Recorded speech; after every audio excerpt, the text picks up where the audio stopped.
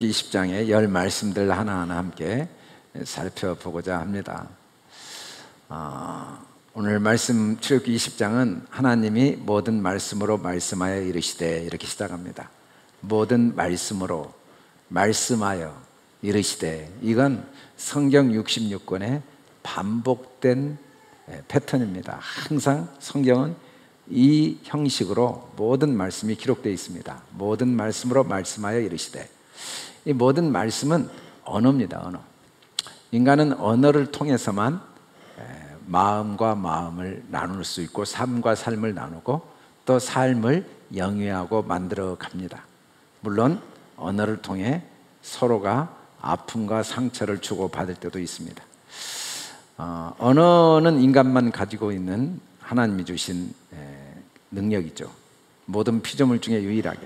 그래서 하나님은 언어를 통하여 우리에게 자기의 뜻, 의미를 전달하실 수가 있죠. 언어가 전달되는 도구를 우리가 이제 사람의 음성이나 또는 글자, 이 글자나 음성은 언어를 전달하는 도구입니다. 그래서 성경에 나온 모든 글자는 하나님 마음속에 있던 언어를 전달하기 위해 기록된 글자들이죠. 그 글자들은 다 언어들입니다. 하나님의 언어들. 근데 이 언어를 만들고 또 글자로 음성으로 표현하는 목적은 내 마음 속에 간직되어 있는 생각과 의도, 뜻을 언어에 담아서 전달하기 위함이죠. 그래서 제일 중요한 건 이르시되입니다. 모든 글자 속에는 이르시되가 있죠. 말하고자 하는 의도와 생각이 반드시 담겨 있습니다. 모든 소리에는 반드시 말하고자 하는 의도, 소리가 담겨 있습니다. 만일 그 소리는 소리지만 의도나 의미가 담겨 있지 않으면 우리는 그걸 소음이라고 합니다. 소리라고 하지 않고 그냥 소리는 소리지만 전혀 언어가 담겨 있지 않기 때문에, 의미와 뜻이 담겨 있지 않기 때문에 아주 듣기 싫은 소음이 되는 거죠. 그런데 성경은 특별히 하나님의 마음을 우리에게 전달하기 위해 모든 말씀으로 말씀하신 것이기 때문에 우리는 성경을 통해 반드시 그 하나님의 마음, 하나님의 생각, 그걸 영이라고 합니다. 그래서 성경은 하나님의 마음과 생각이 담겨있는 영이요, 그게 생명이죠. 생명. 그 마음과 생각은 사랑의 언약입니다. 그래서 하나님이 모든 말씀으로 말씀하여 이르시되, 모든 성경 말씀에는 우리를 향한 하나님의 사랑의 언약이 반드시 담겨져 있는 거죠. 특별히 성경 전체가 그 하나님의 마음이 담겨 있지만 그 마음을 요약해 놓은 게 10말씀들이다. 10말씀들을 좀 더 자세하게 설명해 놓은 게 모세오경이고, 더 광범위하게 우리의 하나님의 마음을 우리에게 이해시키기 위해서 66권이 기록되어 있고, 또 더 나아가서 우리의 삶 전체가 성경이고 보이는 모든 세상은 성경이다. 하나님의 마음을 우리에게 전달하기 위해서는 이 우주를 다 사용해도 하나님의 마음을 다 전달할 수가 없다고 그랬어요. 우주도 하나님을 다 담을 수가 없는. 근데 특별히 오늘 나는 너를 애굽 땅 종되었던 집에서 인도하여는 내 하나님 여호와라 라고 했기 때문에, 나는 애굽에 산 적도 없고 종이 된 적이 없는 나와는 관계가 없어 보이긴 합니다. 왜냐하면 이 말씀이 애굽 땅 종을 인도한 후에 그들에게 너라고 하시면서 하신 말씀이기 때문에 나는 그 너에 해당되지 않을 수 있죠. 왜냐하면 나는 애굽에서 종으로 살아본 적이 없으니까. 근데 사실 이 성경에 나온 애굽이라는 단어의 원래 단어는 미즈라임으로 다 기록되어 있는데, 이제 헬라어로 번역되면서 이 이집트, 애굽으로 의역을 했지만 원래 말씀은 미즈라임, 이 애굽 땅 이름이 미즈라임이거든요. 이 미즈라임에 종되었던 이 미즈라임은 한 지역만을 의미하지는 않습니다. 함의 아들의 이름 미즈라임은 억압, 속박, 또 포위, 에워싸다, 둘러싸다 라는 의미를 가지고 있는 단어인데, 이 미즈라임은 우리 인간의 실존을 설명해 주는 말씀이죠. 그리고 종도 나의 실체를 가르쳐 주시는 말씀입니다. 우리는 한 사람도 빠짐없이 이 미즈라임의 애굽 땅 종 되었던 사람입니다. 그들은 알지 못하고 깨닫지 못하여 흑암 중에 왕래하니 땅의 모든 터가 흔들리도다. 성경은 존재하는 보이는 모든 것은 흑암이라고 분명하게 우리에게 말씀하고 있죠. 우리 눈에는 흑암으로 안 보입니다. 그러나 존재하는 모든 우리 육체를 비롯해서 세상은 하나도 빠짐없이 흑암인데 우리가 아직 눈이 감겨서 흑암인 걸 보지 못하고 또 귀가 막혀서 이게 흑암으로 하나님이 주신 걸 깨닫지 못할 수는 있지만, 그럼에도 불구하고 온 세상과 모든 존재하는 사람들은 존재 자체가 흑암, 미즈라임 땅에 있고 왕래를 하지만 땅의 모든 터가 흔들린다. 이 말은 모든 만물은 하나님께서 소멸하도록 다 쇠하여지도록 만들어 놓으신 걸 우리가 모르고 살아갈 때가 참 많죠. 그러나 시간을 통하여 검증되어진 진리 안에서 존재하는 모든 것들은 다 소멸되어져 가고 있고 또 다 없어져 가고 있는, 흔들리는, 진동하고 있는 피조물임을 이제 알 수가 있습니다. 특별히 우리는 그 흑암의 땅에 행하고 사망의 그늘에 거주했다. 이 말은 우리 선택의 문제가 아니고, 흑암과 사망은 내 선택의 문제가 아니고 우리의 실존, 종으로 딱 사로잡혀 있는 상태임을 가르쳐주고 있는 거죠. 우리는 태어나서 죽을 때까지 다 사망 속에 있습니다. 그러다가 영원한 사망에 처하죠. 우리는 흑암 속에서 어느 것이 어느 것인지 전혀 볼 수 없는 감긴 눈, 찬란한 태양이 아무리 떠올랐다 할지라도 내 눈이 감겨 있으면 아무 소용이 없듯이 이 세상이 온통 흑암이지만 내 눈이 감겨 있기 때문에 내가 깨닫지 못하고 살고 행하고 있는 우리에게 빛이 임하면 이 세상이 흑암인 걸 알게 되고 내가 죽은 자인 걸 정확하게 보게 되고, 그리고 나는 종으로 살고 있음을 인식할 수 있게 하나님이 해주시는 거죠. 어린아이가 이 세상에 태어나기 위해서는 반드시 흑암 속에 엄마 뱃속에 10달 동안 있지 않으면 세상에 정상적인 아이로 태어날 수가 없는 것처럼, 우리가 흑암 속에 하나님께로부터 지음받지 않았다면 절대로 빛을 이해할 수도 없고, 우리가 사망의 그늘 속에 갇혀서 종된 자로, 죽음에 매여 있는 자로 태어나지 않았다면, 만들어지지 않았다면 하나님 주신 영생을 절대로 소유할 수 없기 때문에 하나님은 우리를 애굽 땅 종으로 만드셔 놓은 거죠. 그리고 뱃속의 아이가 눈을 뜨고 엄마를 알아보고 부모의 말을 들을 수 있도록 끊임없이 모유를 먹이고 기저귀를 갈아주고 돌봐주고 양육하듯이 하나님은 우리의 모든 삶의 과정을 다 도구로 사용하셔서 그 모든 것들을 통해 우리 눈을 열어주시고 우리 귀를 열어주셔서 큰 빛이 임하여서 빛이 비추어져서 이 세상이 흑암인 걸 올바로 보게 하시고 내가 죽은 자인 걸 올바로 알게 하시는 일을 하나님이 친히 해 주시고 우리는 그 인도함 속에 이 자리에 앉아 있다는 겁니다. 주에게서는 흑암이 숨기지 못하며 밤이 낮과 같이 비추이나이다. 주에게는 흑암과 빛이 같음이니다. 우리의 삶 속에 일어나는 아이의 성장 과정 속에 어떤 것도 필요 없는 게 없습니다. 때로는 10달 동안 어둠 속에 엄마 뱃속에 있어야만 되는 이유가 있는 거죠. 그 기간 동안 그 아이가 이 세상에 나와 살 준비를 하게 되는 겁니다. 하나하나 그 아이 성장 과정에 보지 못하고 듣지 못한 시간들이 올바로 보고 올바로 듣고, 그래서 부모와 올바로 소통하는 언어를 배우는 과정을 위해 꼭 꼭 필요했던 것처럼 하나님이 우리를 애굽 땅 종으로 만드신 이유는 그 과정이 없이는 하나님과 내가 아버지와 아들로 관계를 올바로 이해하거나 맺을 수 없기 때문에 그 흑암 속 애굽의 종으로 태어나게 하신 거죠. 그런 점에서 하나님께는 흑암이나 빛이 똑같습니다. 마치 손바닥 앞면과 뒷면이 꼭 하나의 손을 이루듯이 이 흑암은 그 자체로는 흑암이지만 하나님이 우리를 그의 영원한 생명 안에 함께 생명을 누리게 하시기 위해서 꼭 필요한 과정이었다는 거죠. 과정.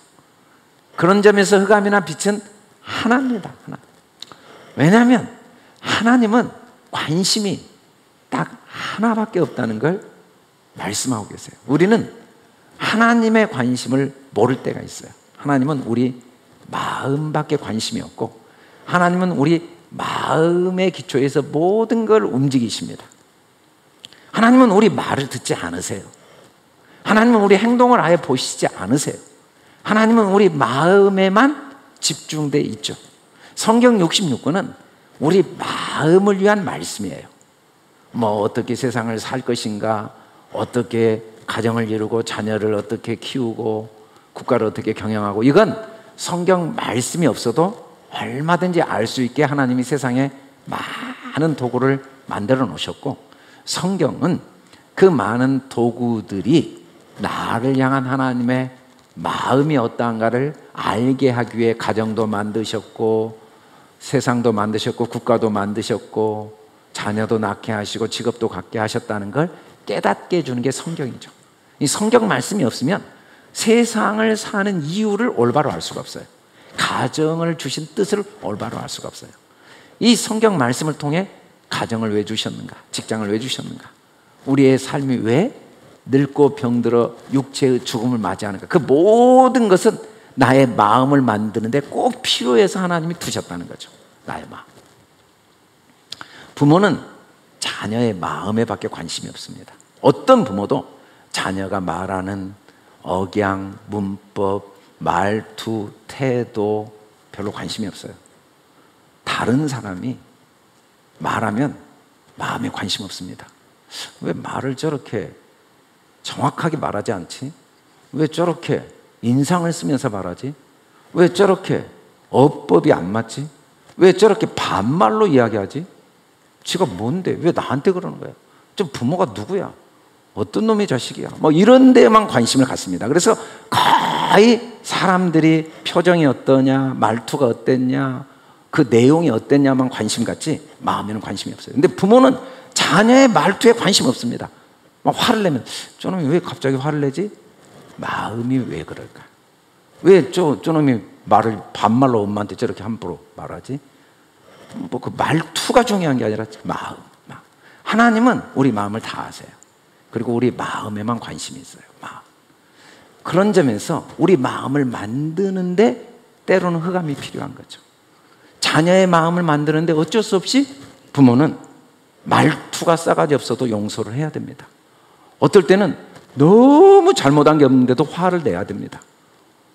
자녀를 위해서 흑암을 줄 때도 있고 자녀를 위해서 근거 없는 빛을 비추는 이유는 자녀 마음을 살피기 때문이에요. 하나님은 우리 마음에만 관심이 있기 때문에 우리 삶에 일어나는 모든 것들이 다 내 마음이 하나님 마음 되는데 필요해서 만드신 것이어서 흑암이나 빛이나 하나님께는 똑같아요. 결국 내 마음을 만들기 위한 도구라는 거죠. 특별히 오늘 우리가 읽은 출애굽기 20장 10말씀 10계명은 신명기 5장에서 똑같이 반복됩니다. 근데 신명기 5장에서는 모세가 온 이스라엘 불러 그들에게 이르되 이스라엘 오늘날 너희의 귀에 말하는 규례와 법도를 듣고 그것을 배우며 지켜 행하라. 듣고 그것을 배우면은 아예 없는데 이제 우리 한글 성경에만 집어넣는데 듣고 지켜 행하라. 이것도 지켜가 이제 샤마르고 행하라가 아싸죠. 어떤 내가 행동을 하는 게 아니라 하나님의 언약이 잘 마음에 간직되어져서 언약이 네가 되라. 언약이 너 자신이 되라. 그런 말인데 그러면서 우리 하나님 여호와께서 호렙산에서 우리와 언약을 세우셨나니 이 호렙이라는 말 자체가 혼미하다, 어지럽다는 뜻이거든요. 그래서 어둠 속에서 언약을 세웠죠. 호렙산에서. 어둠 속에 있는 우리에게 언약을 주신 거예요. 마치 뱃속에 있는 아이에게 엄마가 태어나라, 내가 너를 어떻게 키울 거다 계속 말한 거와 똑같아요. 막 태어나서 이제 막 기저귀도 못 갈고 있는 아이에게 아이고 예쁘네 우리 아들, 내가 너를 어떻게 낳고 어떻게 키울 것이다 이렇게 말한 것과 똑같아요. 전혀 못 알아듣는 상태가 호렙산이에요. 호렙산. 근데 이 언약은 여호와께서 우리 조상들과 세운 것이 아니요 그랬단 말이에요. 출애굽기 20장이 분명히 조상들과 세웠거든요. 근데 조상들과 세운 게 아니요, 오늘 여기 살아있는 우리, 곧 우리와 세운 것이라. 이 우리는 40년이 지나면서 20세 이상이 다 죽어버린 우리입니다. 갈렙과 여호수아만 딱 살아남았죠. 다 죽었어요. 그리고 갈렙과 여호수아 외에 20세 이상이 다 죽어버리고 새로 태어난 다음 세대 우리에게와 세운 언약이라는 거예요. 아니 출애굽기 20장에 분명히 조상들하고 언약을 그렇게 장엄하게 세우셔놓고 신명기 와서는 그들 조상과 세운 게 아니다, 오늘 여기 살아있는 우리다 라고 이야기하신 이 말씀은 앞뒤가 안 맞는 것 같은데, 사실 이 말씀의 의미는 뭐냐면 원래 호렙산에 있을 때도 언약이었는데 그건 어차피 못 알아들을 줄 알고 세운 언약이에요. 그리고 40년이 지난 이때 가나안 땅 들어가기 전에 이때 이 사람들은 비로소 하나님의 모든 말씀이 언약인 걸 알아듣는 사람들이라는 의미죠. 그리고 이 출애굽기 20장에 세웠던 그 조상들은 다른 사람이 아니고 바로 나 한 사람이고, 그리고 여기 오늘 우리는 바로 나 한 사람입니다. 하나님은 내 속에 수십만 명이 있다는 걸 아세요. 우리의 삶의 여정이 왜 필요하냐면 광야길에 내 속에 모든 이 흑암에 종된 육신의 사람이 수십만 명이 살고 있는 이 사람이 다 죽을 때까지 우리를 인도하시는 거죠. 그게 죽지 않으면 언약이 들려지지 않아요. 절대 깨닫지 못해요. 아이들이 결혼해서 자녀를 낳고 또 부모가 돌아가신 다음에 자기도 부모가 돌아가신 나이가 될 때까지 부모 마음을 배워가듯이 이 광야 생활에 일어난 사건 하나하나가 모든 게 쇠하고 멸하여질 수밖에 없도록 만들어 놓으신 이 흑암과 종된 삶을 경험하면서 전혀 인정하지 않았지만, 전혀 공감하지 않았지만 시간이라는 흐름 속에 하나도 눈에 보이는 건 소망이 없고 의미가 없고 그 자체로는 헛되고 헛되며 헛되고 헛된 것인 걸 스스로 인정하도록 하나님이 우리를 도우시면서 어느 날 비로소 정확하게 눈이 뜨여 지금까지 내가 살았다는 착각이 얼마나 어리석었는가, 앞으로 내가 살아야 된다는 이 말도 안 되는 생각이 얼마나 근거가 없는가를 광야 40년이 지나야 깨달으니까, 그때야 내가 누구인지 올바로 아니까, 말로 표현할 수 없는 만물을 창조하신 하나님 아버지의 그 생명까지 기꺼이 주시면서 나를 사랑하시고 그 하나님의 보호하심 속에 여기까지 살아왔으며 내 앞으로의 영원한 삶이 그 전능하신 아버지 하나님의 보호 속에 내가 살게 된다는 걸 40년이 지나야, 광야를 통과하지 않고는 알 수가 없고 들리지 않고 아무리 성경 말씀을 해도 해보겠다고 결심하고 할 수 있다고 확신하고 언약으로 전혀 들려지지 않고 하나님의 사랑으로 믿어지지 않고 끊임없이 뭔가를 내가 해야만 된다는 생각들은 40년이 지나고 생각 하나하나가 삶에 이렇게 공부 속에 설교 속에서는 절대 해결 안 되고, 1000년을 설교 들어도 직접 부부 생활 해보면서 직장 생활 해보면서 직접 나이가 들어가 보고 몸이 아파 보고 늙어가 보고 사업이 점점 쇠하여 보고 아내가 먼저 가거나 남편이 먼저 가고 이런 과정을 통해서 언약으로 다 깨달아지면서 나의 나된 것이 하나님의 은혜구나. 그때 너희가 불을 두려워하여 산에 오르지 못함으로, 이 불은 내 속에 60만 명을 태워 죽여주시는 하나님의 은혜죠. 우리는 절대로 내 생각을 태우고 싶진 않습니다. 우리가 그렇게 열심히 기도하고 예배드리는 목적도 다 하나님 이용해서 내가 생각하는 이 내 아들, 내 딸, 내 자녀, 내 삶, 내 계획, 내 꿈을 이루기 위한 건데 그걸 태우라니, 그걸 포기하라니, 그걸 내려놓으라니. 내 인생은 내 건데 내가 계획을 안 세우면 누가 세워주나? 내가 노력하지 않으면 어떻게 살아라고? 라는 이 두려움 때문에 절대로 언약으로 받아들이지 못합니다. 말씀을 다 율법으로 듣고 싶고 율법으로 지키고 싶고 율법으로 행하고 싶어서 어쩔 수 없이 중간에 모세를 세워두셨던 거죠. 그런데 40년이 지나면서 그들은 거짓말같이 단 하루도 빠짐없이 정확히 만나가 내려오고 안식일에는 내려오지 않고 어떤 경우에도 옷이 헤어지지 않고 신발이 헤어지지 않고 그 광야에서 반석에 물이 나게 하신 하나님, 이 하나님을 경험하면서 드디어 나의 생각이 불에 다 타지게 되는 그때가 바로 광야를 통과하고 가나안에 들어가기 전에 이제 하나님이 원래도 언약이었지만 언약이라고 말씀해 주신 거죠. 그러면서 하나님이 첫 번째 하신 말씀이 너는 나 외에는 다른 신들을 내게 두지 말라. 이 말씀은 사실 이 명령은 전부 언약입니다. 하나님의 말씀은 전부 명령으로 올 수밖에 없어요. 여러분 자녀한테 100% 명령합니다. 학교 가라, 밥 먹어라, 공부해라, 아침 일찍 일어나라, 운동 좀 해라, 부모님, 어른들에게 공손하게 절하라. 전부 명령이지만 하나도 빠짐없이 언약이죠. 여러분 지나가는 사람에게 밥 먹어, 공부해, 공손하게, 이건 정말 있을 수가 없는 명령입니다. 바로 네가 뭔데, 네가 뭔데. 그러나 자녀에게는 다른 방법이 없어요. 성경 66권은 명령인 이유가 하나님이 우리를 언약하셨기 때문에, 언약으로 우리를 낳으셨고 언약 안에서 우리를 인도하고 계시기 때문에 다 명령이죠.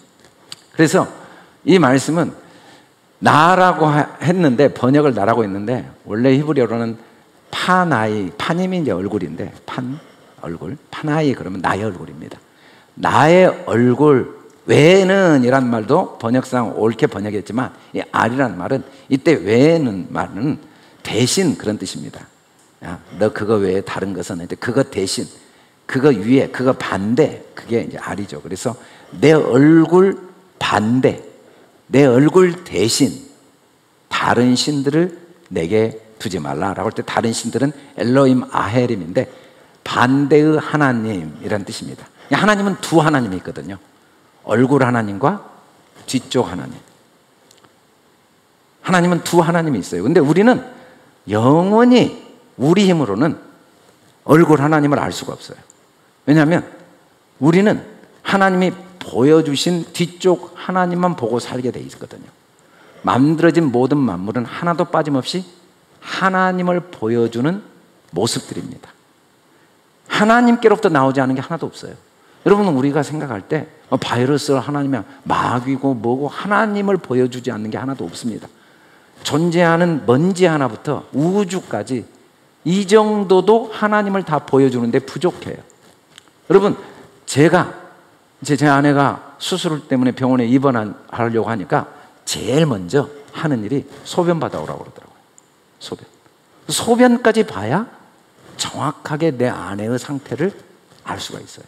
그 소변이 자체로는 냄새나고 안 좋은 거지만 그것도 납니다. 나를 아는데 꼭 필요해요.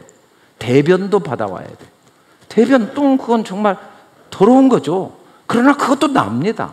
나를 아는데 대변도 필요해요. 여러분 이 세상에 존재하는 모든 어둠도 하나님입니다. 하나님을 아는데 필요해요. 왜냐하면 하나님께로 나오지 않는 게 하나도 없거든요. 우리가 생각할 때는 뭐 저런 게 하나님 만드셨을까? 그게 없으면 하나님을 올바로 알 수가 없는 하나님의 뒷모습들이에요. 하나님을 알게 하는데 손가락도 필요하고 발가락도 필요하고 우리 모든 게 다 필요하죠. 다 필요해요. 우리는 그런 하나님을 하나님인 줄 알고 신들인 줄 알고 살아가는 이유는 존재하는 모든 만물은 하나님을 보여주는 거기 때문에 신비롭습니다. 고기를 봐도 신비로워요. 물속에 새를 봐도 너무 신비로워요. 하늘을 봐도 신비롭고 산을 봐도 신비롭고 아이를 봐도 신비롭고 개를 봐도 신비롭고 신비롭지 않은 게 하나도 없는 이유는 만물은 다 하나님을 보여주는 하나님의 뒷모습들이거든요. 근데 하나님이 이 뒷모습을 왜 만드셨냐면 이 뒷모습을 통해서만 비로소 앞모습을 우리가 볼 수가 있는 피조물이기 때문에 처음부터 앞모습을 볼 방법이 없으니까 아이들이 처음부터 어른 구실을 할 수 없으니까 처음에는 모유를 먹이고 이유식을 먹이면서 소화 능력을 키워내고 그리고 스스로 자기 삶을 살아갈 때까지 키워내듯이 그래서 부모와 자녀가 나중에는 하나가 되듯이 하나님도 우리와 하나가 되기 위해서 먼저 뒷모습밖에 볼 수 없는 우리를 위해 자기의 뒷모습을 수없이 만들어 놓으시고 우리는 그게 신인 줄 착각하고 살게 만들어 놓으신 분이 하나님이에요. 우상 숭배하게 하신 분이 하나님이죠. 그렇게 만들어 놓으시고 그걸 숭배하면서 겪는 아픔과 고통과 허무와 어리석음을 통해 앞모습을 하나하나 배워가게 하시는 거죠. 그래서 내게 두지 말라 로 하야 아브는 너의 생각의 근원이 되게 하지 말란데 정확히 말하면 너의 생각의 근원이 하나님의 얼굴에 반대의 모습이 되게 하지 않게 하겠다. 이게 하나님의 언약입니다. 나 외에 다른 신을 내게 두지 말라 이 말은 이 모든 것들이 다른 신들인데 내 뒷모습 나를 표현하는 도구들에 불과한데 이걸 도구로 사용해서 반드시 네가 나의 얼굴을 보게 해주겠다. 너의 생각의 근원이 하나님의 얼굴 모습이 되게 하겠다는 거죠. 여기 다른 신들을 신명기 10장 14절에 보면 하늘과 모든 하늘에 하늘과 땅에 그 위에 만물은 본래 내 하나님 여호와께 속한 것이로다 라고 했기 때문에 하나님 여호와 이 만물은 다 엘로힘 하나님의 속성을 다 담고 있는 모습들이죠. 모습. 여호와께서 내가 모든 선한 걸 내 앞에 지나가게 하고 여호와 이름을 내 앞에 선포하라. 나는 은혜를 베풀 자에게 은혜를 베풀고 긍휼히 여길 자에게 긍휼을 베푸느니라 라고 하나님이 말씀하시면서 이르시되 내가 내 얼굴을 보지 못하리니 나를 보고 살 자가 없습니다. 여러분 하나님의 진짜 은혜가 뭔가 하나님의 진짜 긍휼이 뭔가 그건 하나님 얼굴을 못 보게 하시는 게 진짜 은혜요 긍휼이라고 분명히 말씀하고 있어요. 우리가 흑암 속에 태어난 게 하나님의 특별한 은혜예요. 우리가 죄를 짓고 병들고 늙고 죽고 그렇게 되어진 게 특별한 하나님의 긍휼과 은혜라고 합니다. 왜 그렇습니까? 이 과정이 없이는 절대로 하나님의 얼굴을 볼 수가 없으니까. 나를 보고 살 자가 없음이란 말은 이 썩어질 것을 주시고 썩어질 걸 죽여주시면서 우리를 살리시거든요. 여러분 영원히 살 걸 처음부터 주시고 그걸 죽여버리시면 우리는 영원히 죽습니다. 근데 하나님은 보이는 모든 건 멸하고 쇠화될 것으로 우리에게 주시고 그걸 죽이심으로써 우리를 살리신 거죠. 여러분 자녀들을 키울 때요 남의 자녀면 신경 안 씁니다. 내 자녀니까 하나하나 밥도 제대로 먹고 싶은 대로 못 먹게 하고 잠도 자고 싶은 대로 못 자게 하고 말도 하고 싶은 대로 못 하게 하고 다 하나하나 제동을 거는 이유가 뭐냐면 그게 진짜 긍휼이고 그게 진짜 사랑입니다. 하기 싫죠. 네 맘대로 커버려라. 네 맘대로 살아버려라. 네 맘대로 그냥 먹고 뭐 자빠지든지 욕을 하든지 잠을 자든지 부모는 긍휼과 사랑이 뼛속까지 스며 있기 때문에 못해요. 그렇게 흑암으로 돕는 거예요. 하지 마. 안 돼. 안 돼. 안 돼. 안 돼. 계속 흑암으로 돕는 거예요. 사망으로 돕는 거예요. 네가 죽어. 안 돼. 그 뼛속까지 있는 긍휼과 은혜를 포기할 수가 없으니까. 하나님은 우리를 반드시 처음부터 자기 형상, 자기 모양, 자기로 만들고자 하는 계획을 포기할 수 없으니까 한없는 은혜와 긍휼을 베푸신 거죠. 자기 가슴이 찢어지게 아프지만 우리를 이 육체의 고통 속에 있게 하신 거죠. 왜냐하면 하나님의 진짜 본심은 나를 보면 살 자가 없게 하는 게 목적이 아니라 그의 얼굴을 내게 비추사 은혜 베푸시는 게 진짜 목적이거든요. 어떻게든지 은혜를 베푸 그게 부모 마음이에요. 얼마든지 내게 있는 거 다 주고 싶은 이 부모 마음, 그게 제 얼굴을 보여주고자 몸부림치는 거죠. 내게 있는 걸 다 주고자.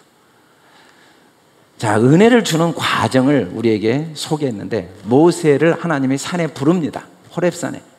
그리고 율법과 계명을 친히 기록한 돌판을 주시겠다고 하고는 40일 40야를 산에 데리고 있으면서 율법과 계명을 주신 말씀이 31장까지 계속돼요.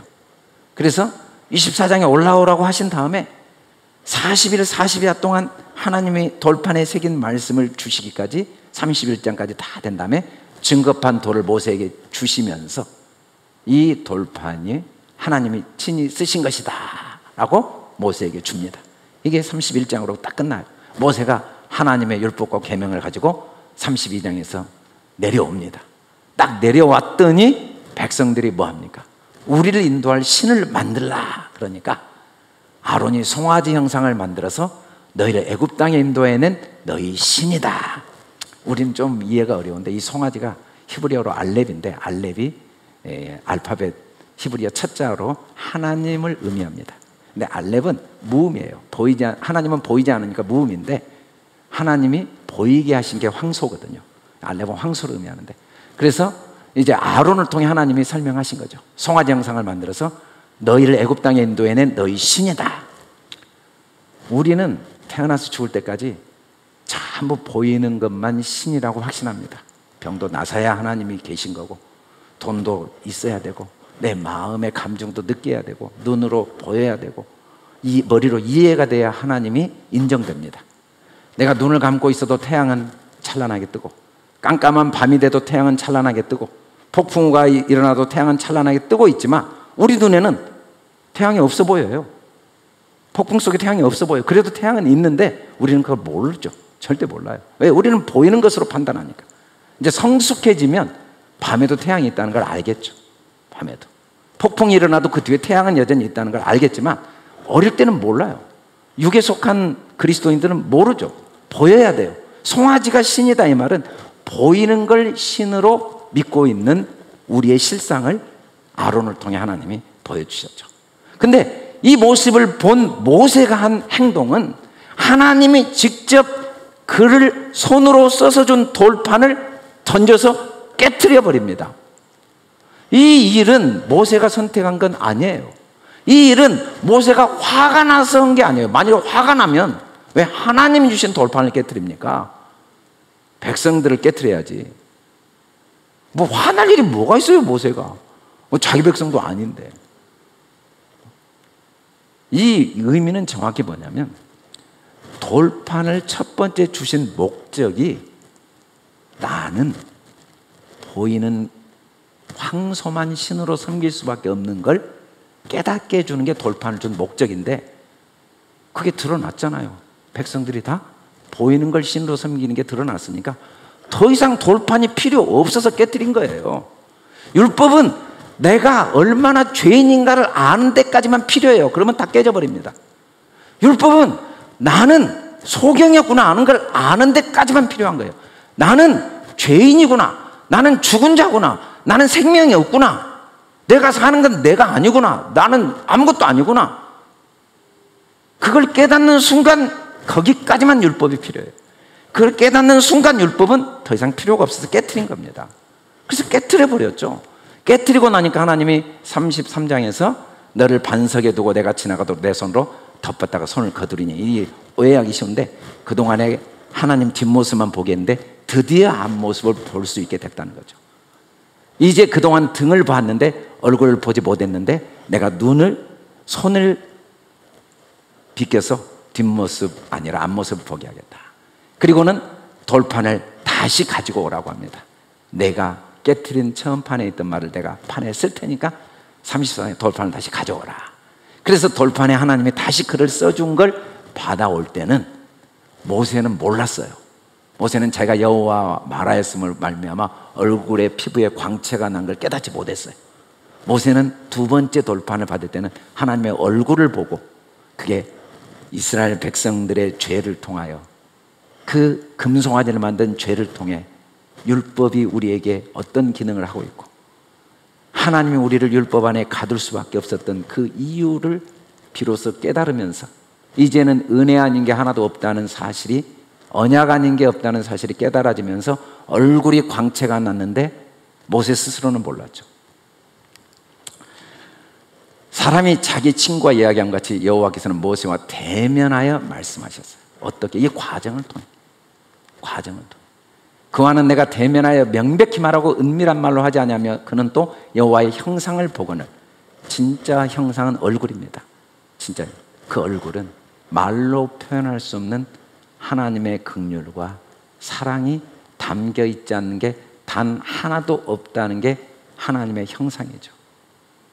그 후에는 이스라엘의 모세와 같은 선지자가 일어나지 못하였나니 모세는 여호와께서 대면하여 아시던 자요 라고 하니까 모세 한 사람만 하나님의 얼굴을 봤다고 오해하는데, 그 후에라는 이 단어는 시간이 아니고 사건입니다. 첫 번째 돌판이 깨어지지 않는 사람은 누구도 하나님의 얼굴을 못 봅니다. 첫 번째 돌판이 깨진 사람은 누구든지 하나님의 얼굴을 보죠. 모세와 같은 선지자가 일어나지 못했다는 말을 문자적으로 보면 앞뒤가 하나도 안 맞는 게, 모세 이전에도 하나님 얼굴 본 사람이 많아요. 그 중에 대표적인 사람이 야곱입니다. 야곱이 형 에서 때문에 두려워서 야복강 못 건너고 재산 다 보내고 자기가 낳은 자식도 다 보내고 자기 아내까지 다 보내고 혼자 두려워 떨 때 사람이 와서 씨름을 해줍니다. 그 씨름을 어떻게 해줬냐면 축복을 구하도록 씨름해 준 거예요. 이게 무슨 씨름이냐면 혈과 육의 씨름이 아니라 비로소 보이는 것에 소망을 두지 않고 보이지 않는 것에 소망을 두도록 하나님이 씨름해 주시는 게 우리 삶 전체입니다. 하나님, 저는 왜 이렇게 태어나야 되죠? 왜 오늘 또 이런 삶을 살아야 되고, 또 나는 왜 이런 일을 겪어야 돼? 하나도 빠짐없이 나를 너무 사랑하신 하나님의 포기하지 않는 씨름입니다. 자녀하고 부모는 끝까지 씨름하거든요. 삶 전체가 씨름이에요. 자녀와 씨름. 그 어른 될 때까지 씨름할 수밖에 없어요. 하나님도 씨름해 주는 거예요. 어떤 씨름? 진짜 복을 깨닫도록. 진짜 복. 우리는 눈에 보이는 것에 목숨 걸거든요. 이거 진짜 이게 배설물로 주신 건데, 이건 다 도구로 주신 건데, 이게 진짜인 줄 알고 여기에 목숨 걸어요.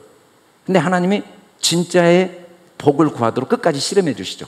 씨름해 주시면서 씨름해서 야곱이 이겼어요. 이기니까 뭐라고 하나님이 복을 주시냐면, 다시는 야곱이라 부를 것이 아니라 이스라엘이라 부를 것이다. 이스라엘이란 말은 하나님과 겨루어 이겼다. 이게 진짜 아들입니다. 망고불변의 진리는 딱 하나예요. 자식 이길 부모 하나도 없다. 여러분, 자식은요 부모 무조건 이깁니다. 죽을 때까지 이깁니다. 부모 앞에 아주 큰 소리 땅땅 칩니다. 언제든지 담대합니다. 자기가 누군지 알아요. 자식은 자기가 누군지 알아요. 부모가 나 포기 못한지 알아요. 부모와 내가 하나인 줄 알아요. 내 문제가 부모 문제인 줄 알아요. 부모 앞에서는 아주 담대해요. 아주 세상에서 제일 힘센 사람이에요. 남 앞에 가서 꼼짝도 못한 주제에 자기 엄마 아빠 앞에 가서 됐어, 알았어,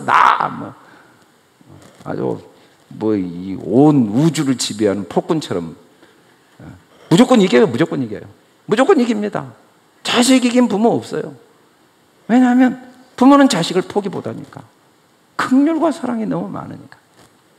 이걸 비로소 알게 되는 게 진짜 복입니다. 여러분, 성경 66권과 우리 삶은 이거 하나를 머리로 한 게 아니라 삶으로 알아야 되기 때문에 하나님이 우리의 삶의 모든 사건을 배열한 거예요. 모든 사건은 하나님 얼굴 보게 하는 건데, 얼굴 본다는 게 뭐냐면 내가 누군지 아는 거예요. 하나님과 내가 싸워 이긴 사람이다. 모르는 사람들은 지금도 하나님 섬기려고 그래요. 하나님 섬기려고. 하나님을 두려워하고 하나님이 어떻게 해볼까. 그리고 내 문제를 가지고 내가 해결하려고 하나님 이용하려고 그래요. 아니에요. 내 문제 하나님이 더 괴로워하세요. 더 알아서. 저도 그래서는 안 되는데도 자녀들 문제를 왜 미리 걱정하는지 나도 이해가 안 가요. 내 자녀도 아닌데. 그래서 나도 참 미련하더라고요. 하나님 자녀인지 말로는 하면서도 또 머릿속에서는 내가 혼자 계속 걱정하고 준비하고 있어요. 하물며 진짜 아버지 하나님은 얼마나 우리 문제를 생각하시고 걱정하시겠습니까? 그걸 정확히 아는 게 하나님을 올바로 보는 거죠. 얼굴을 보는 거죠. 그러므로 야곱이 그곳 이름을 브니엘이라 했으니 그가 이러기를 내가 하나님과 대면해 보면 생명이 하나님 얼굴 보면 죽는 게 아니라 뭐가 죽냐면 그동안에 두려워하는 생각이 죽습니다. 염려의 생각이 죽습니다. 뭘 그렇게 두려워했습니까? 에서를 그렇게 두려워했어요. 근데 에서를 딱 보자마자 뭐라고 합니까? 형님 얼굴을 배운 적 하나님 얼굴을 본 것 같다. 이제는 다 하나님으로 보여요. 어둠도 하나님으로 보이고. 그래서 기독교적인 가치관에서는 구제나 섬김은 존재하지 않습니다. 하나님을 구제할 수는 없잖아요. 사실은 은혜를 함께 나누는 거예요. 그 인격에 대한 모독이거든요. 가난하다고 거지도 하나님입니다. 하나님의 또 다른 모습이에요. 불신자도 또 다른 하나님의 모습이에요. 진짜 우리가 그래서 예수님이 우리 용서라는 걸 사용할 수가 없어요. 우리가 뭐 어떻게 남을 용서해요? 다 하나님들인데. 다 하나님들인데. 사실은 다 하나님의 아들들이거든요. 하나님 다 책임져요. 내가 어떻게 하나님이 이미 그를 위해 죽으셨는데 내가 용서를 하고 말고 해요. 엄밀한 의미에서 1계명이 내게 이루어지면 나머지 9계명은 저절로 이루어집니다. 근데 내가 1계명이 이루어졌는지는 나는 몰라요. 9계명을 하나하나 다 살펴보면은 진짜 이루어졌는지 내가 확인을 할 수가 있어요. 사실은 1계명이 안 이루어지면 9계명도 안 이루어집니다.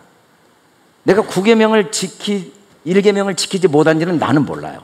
진짜 내가 내 앞에 다른 신을 두지 않은지 나는 몰라요. 근데 나머지 9계명을 하나하나 살펴보면 진짜 내가 내 앞에 다른 신을 두었는지 안 했는지 내가 확인할 수 있어요. 그래서 10계명을 주신 거예요. 10개가 다른 게 아닙니다. 하나를 지키면 다 지키게 돼 있어요. 하나를 못 지키면 다 못 지키게 돼 있어요.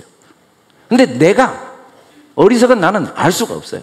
그래서 10개를 다 하나하나 살펴야 내가 정확히 하나를 1계명을 제대로 지키고 있는지 검증이 돼서 하나님이 10개를 통해 완전하게 나를 언약 안에 만들어 가시는 거죠.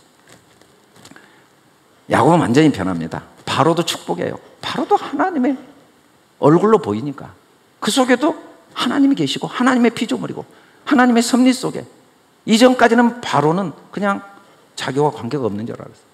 아들들이 얼마나 웃깁니까? 강간을 하지 않나, 뭐 살인을 하지 않나, 또 첩의 아들 아무 상관이 없어요. 다 이스라엘 아들, 하나님과 겨루어 이긴 사람의 아들들, 이들도 다 하나님으로 보이니까 축복한 겁니다. 여기까지 우리를 키워내시겠다는 거예요. 여기까지. 다른 신들을 내게 두지 않게 하겠다. 이 사사기에서 보면은 기드온은 미디안의 공격 때문에 포도주 틀에 숨어 있었는데 큰 용사다. 너는 하나님과 함께한 자다. 그러니까 난 못 믿겠습니다. 우리가 이렇게 노예인데 표징을 보여주십시오. 그랬더니 표징을 다 보여주니까 그때 말이 슬프다. 여호와여, 내가 여호와의 사자를 대면하여 보았나이다. 하나님을 내가 봐버렸네요. 근데 하나님이 너는 안심하라, 두려워하지 말라, 죽지 아니야. 뭐가 죽었습니까? 나를 본 자는 반드시 죽는다. 기드온 속에 있던 사람을 두려워하는 것, 자기 자신을 육체대로 봤던 게 다 죽어버렸어요. 나는 누군가? 하나님과 겨루어 이긴 자예요. 하나님이 내 아버지예요. 내 인생 한번 망하려고 몸부림을 쳐도 망할 수가 없어요. 어떻게 망하겠어요? 내 인생의 주인이 하나님인데. 자식이 한번 냅두라고 한번 해보세요. 부모가 냅둘 수 있나? 육신의 부모는 가끔 그런 사람이 있어도 하나님은 절대 그렇게 못해요. 자기 목숨을 죽이는 거죠. 그래서 하나님은 우리를 십자가에 못 박아 죽이죠. 십자가는 언약입니다. 언약에 못 박아 죽인다는 건 내 생각에 언약에 딱 못이 박혀버린 거예요. 모든 생각에 언약에 못이 박혀가지고 그게 내 십자가를 지는 겁니다. 뭘 봐도 하나님의 언약으로만 딱 보이는 게 십자가에 못 박혀버린 사람이에요. 내 생각은 이제 없어요. 어떤 사건 속에도 지나온 건 다 언약을 이루는 과정이었구나. 앞날이 아무것도 염려가 안 돼요. 뭐 내 자녀, 내 미래, 내 남편, 내 아내, 내 교회, 뭐 내 나라, 어차피 다 언약을 이루기 위한 과정으로 다 내 모든 미래가 진행될 건데 내가 앞날을 뭐라고 걱정해? 그 사람이 십자가에 못 박혀버린 사람이에요. 그 사람이 자기 십자가를 진 사람이죠. 언약에 딱 못이 박히면 생각이 모든 게 언약으로밖에 안 보이는 거예요. 언약으로밖에. 안심하고 두려워하지 말라는 건 언약입니다. 이게 못이 박혀버리니까 두려움이 오히려 감사로 바뀌고 문제가 언약을 발견하는 기회가 되는 거죠. 이사야 54장 8절에 내가 넘치는 진노로 내 얼굴을 내게서 잠시 가렸으나. 여러분, 태어나서 죽는 삶이 우리는 너무 착각을 많이 해요. 저 사람은 돈이 없어서 괴롭고, 저 사람은 돈이 많아서 행복하고, 저 사람은 몸이 아파서 괴롭고, 저 사람은 건강해서 행복하고, 저 사람은 계획하는 일들이 착착 이루어져서 행복하고, 저 사람은 모든 일이 뜻대로 안 돼서 불행하고. 만나보세요. 계획대로 다 된 사람도 역시 진노 속에 있습니다. 건강한 사람도 역시 진노 속에 있고요. 세상의 모든 계획대로 뜻을 착착 이루고 일이 계획한 대로 잘 된 사람도 진노 속에 있어요. 여러분, 우리 안에도요, 뭐 다양해요. 경제적으로 어려운 사람, 형통한 사람, 관계에 어려움을 겪은 사람, 관계가 너무 좋은 사람, 뭐 일이 뜻대로 된 사람, 계획한 게 다 이상하게 안 된 사람, 만나보면 다 똑같아요. 어차피 이 땅의 삶은 다 진노지만 특징이 뭐냐면 잠시입니다. 잠시. 영원한 자비로 너희 긍휼을 여기라. 성경에 나온 영혼은 절대 시간이 아닙니다. 보이지 않는 걸 영혼이라고 해요. 이 잠시 보이는 걸 통해 보이지 않는 하나님의 얼굴을 비로소 보게 돼요. 여러분, 보이는 이 잠시의 진노를 하나님이 주시지 않으면 보이지 않는 영원한 하나님의 긍휼을 절대 볼 수 없어요. 다윗이 인생을 살았습니다. 70이 돼서 나를 훈계하신 여호와를 밤마다 내 양심을 뒤돌아보니까 인생 전체가 밤이었어요. 소년 때도 밤이었네, 골리앗 죽일 때도 밤이었네, 광야 때도 밤이었네, 왕이 되면 그냥 밤이었네, 자식을 19명 낳아도 밤이었네. 인생 전체가 밤이었는데 이 밤을 통해 하나님이 날마다 나를 교훈해 주셨어요. 남들이 보기에는 다윗을 부러워하는데 부러운 게 90%였지만 그 10% 때문에 어차피 밤이었어요. 사실 다윗 인생에 좋은 게 대부분이었거든요. 근데 몇 가지 때문에 인생 전체가 밤인 건 어쩔 수 없었어요. 그리고 그 밤들이 비로소 나를 교훈하는데 그 교훈을 통해 여호와를 항상 내 앞에 모시고 오른쪽에 계심으로, 이게 언약, 영원한 자비가 오른쪽입니다. 하나님 은혜 아닌 게 없구나. 그래서 마지막 그가 눈에 보이는 사람을 계수하여 하나님의 진노가 임할 때 여호와의 은혜의 손에 자기를 맡깁니다. 어차피 이것도 다 하나님이 더 큰 은혜를 주시는 기회라고 확신한 거죠. 심지어 압살롬에게 쫓겨나가면서 시므이가 저주할 때도 이것마저도 은혜인 게 보여진 게 하나님의 교훈을 통하여. 겪어보지 않은 사람은 모르죠. 그 고난을 통해 교훈을 받고 항상 하나님을 모시면서 흔들리지 않게 주께서 생명의 길을 내게 보이시리니, 이 모든 게 하나님 아버지의 그 풍성한 사랑을 내 안에 간직하게 하기 위해서. 주 앞에는 충만한 기쁨이 있고 주의 오른쪽에는 영원한 즐거움, 더 이상 보이는 것들이 나를 좌우하지 않고 항상 보이지 않는 하나님의 사랑이 나를 사로잡는 데까지 인도하셨다고 고백합니다. 이게 바로 다른 신을 내게 두지 않게 하겠다는 하나님의 첫 번째 언약이고, 이게 하나님의 마음 중심에 있는 우리를 향한 뜻이죠. 그리고 하나님은 이 뜻을 반드시 이루십니다. 우리는 그 뜻이 이루어지는 과정 속에 여기까지 왔어요. 못 모르고 왔지만, 자녀는 못 모르고 자라지만 부모가 그 아이를 향한 마음의 소원을 이루는 과정 속에 자라온 것처럼 우리는 여기까지 그 과정 속에 모든 사건이 주어졌어요. 그래서 우리는 다시 뒤를 돌아보면 은혜 아닌 게 없다는 걸 발견하기를 하나님 원하시죠. 그리고 우리의 앞으로 삶은 어차피 하나님의 언약 속에 다 진행될 거니까 모든 염려를 주께 맡기고 하나님 주신 영원한 즐거움, 보이는 걸 통하여 보이지 않는 하나님의 언약을 더 배우고 깨달아가는 즐거움이 이 한 주도 저와 여러분에게 계속될 줄 믿습니다. 우리 다 같이 일어나서